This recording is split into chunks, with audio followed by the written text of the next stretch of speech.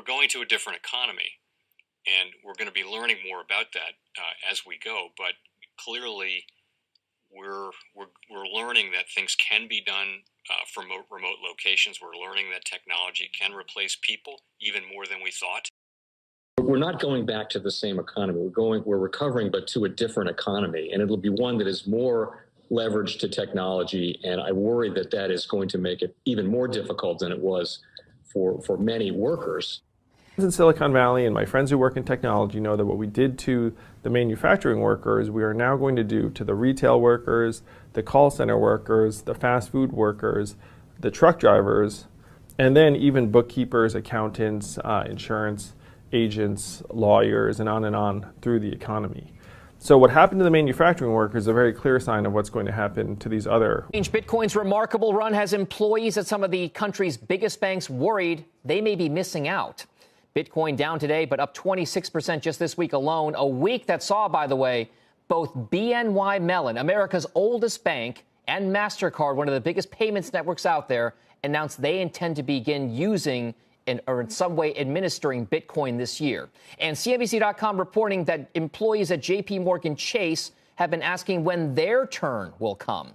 CNBC.com banking reporter Hugh Son joins us now with more on if and when a big bank might give Bitcoin that breakthrough moment. It's one thing when it's a custody bank, servicing assets for clients. It's quite something else when it becomes a part of the traditional banking system. Right, Hugh?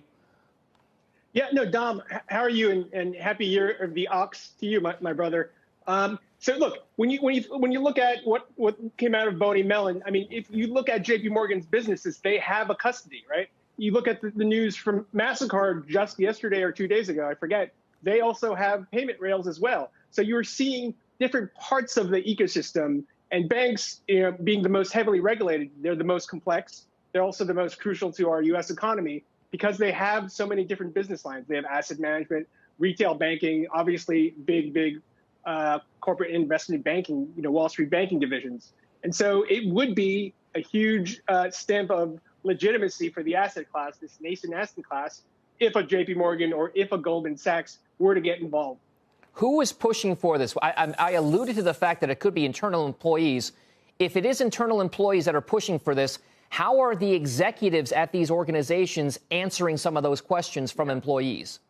It's a good question, Don. So, as you know, there is a groundswell. Okay. And look, even in the 2 weeks or so that I've been looking at this story and trying to get insider information about this, Bitcoin went from 30,000 to almost 50,000. There was a more than 50% increase just in the 2 weeks I've been researching this story. It is insanely volatile and insanely surging at the moment. And so when you have that kind of price action, naturally, you think about the makeup of a Wall Street trader, they look at these charts and they want to get involved. They want to get involved because, making markets in something that has this level and has these characteristics should be profitable if you can handle the risk. So, the town hall that I reported on, the JP Morgan town hall, they engaged on this. They had to. There were scripted comments, between the head of the CIB, the head of the Wall Street division, and the head of markets and trading.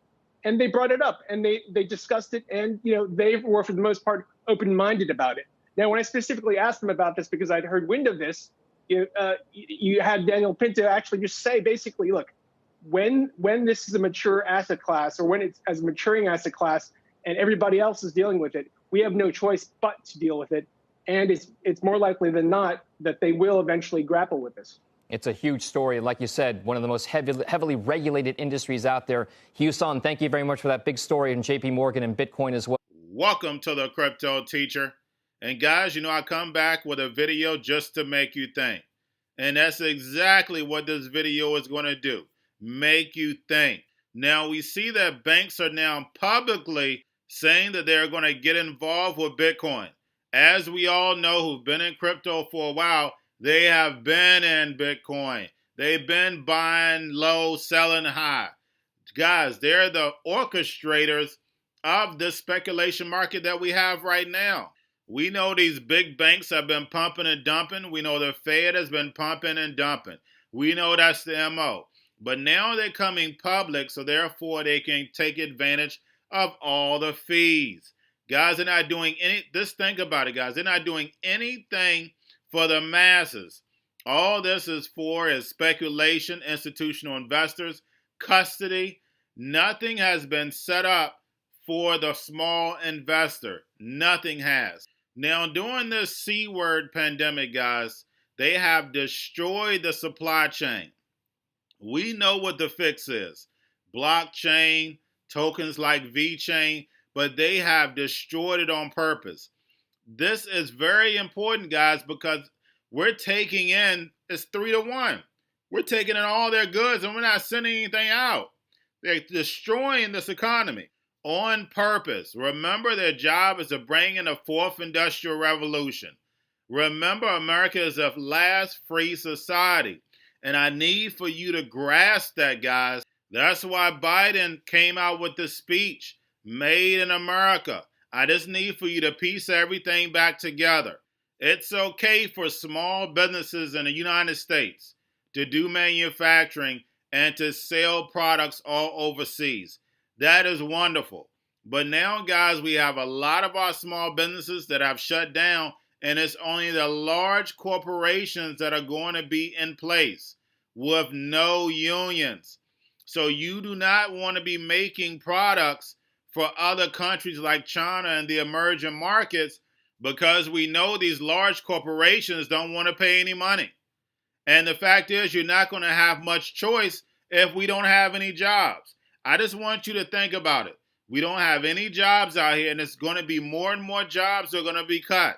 So now the only thing that's going to be left is these manufacturing jobs, where a majority of the jobs are going to have robots on it, and you're going to have the leftover jobs. And those who cannot get jobs, they'll be receiving universal basic income.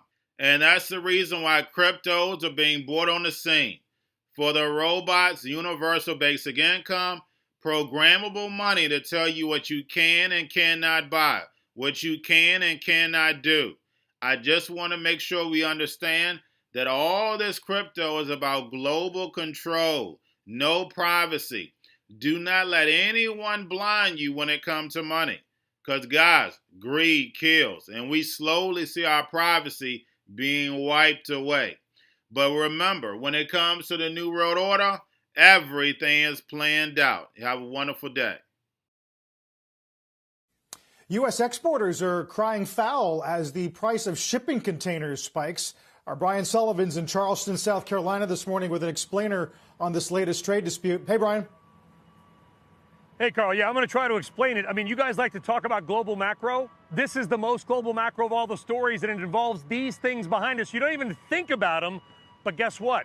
When you can't buy stuff at the stores, retailers can't get stuff on their shelves, and Peloton can't get new bikes, that's when you start to think about them. All right, in a basic, very basic way, here's what's going on. In a normal year, it would cost, I don't know, $1,500 to $2,500 to rent one of these things to ship goods from China to Long Beach or Charleston, South Carolina. That's a normal year. Then the container goes inside America, picks up soybeans or bourbon or whatever it is, goes back to the ports, and then is exported to China or other parts of the world. That's how it normally goes. Here's what's happening now. Demand from China is so hot. We are buying so much stuff from China that the container costs, guys, are now $4,000, $5,000, or even $6,000. And it's so profitable for the shipping companies that they'd rather send the containers back to China empty to basically get back in line, like that taxi driver at LaGuardia, than to put that container on the interior of the United States, which means, guys, that if you want to ship stuff around the world, you're going to either have trouble getting a container or you're going to have to pay a lot more.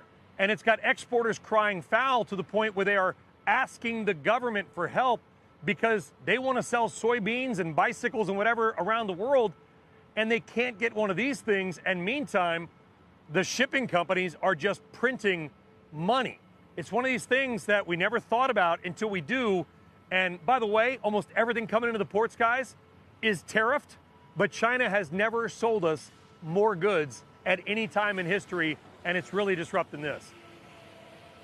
Yeah, trade deficit, we'll point to that. It's absolutely fascinating, Brian. I guess actionable, who are the winners and losers beyond the obvious Maersks and manufacturers that don't export at all, I guess?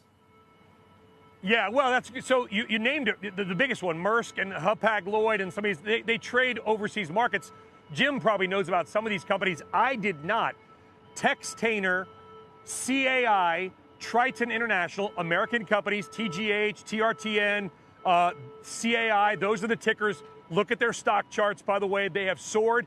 You've also got some other plays, I would say, an Atlas Air Worldwide, AAWW guys. And again, I'm not recommending, I'm saying they're winning because A, shipping rates are up, container leasing costs are up, and the air carriers like an Atlas are printing money because if you need something that's high value, you're going to charter a plane rather than wait months for some of these containers. So those are some of the winners. Jeffries likes names like a Danaus, a Zim International. There's a few like that, guys. Names we normally don't talk about. Peloton wants to fix this because they want to sell you more bikes. Here's the greatest anecdote of all. They've still got Christmas decorations coming into port. The lags are so great. Yesterday, a shipment of ornaments. I'm not kidding. A shipment of Christmas ornaments that was supposed to be here in November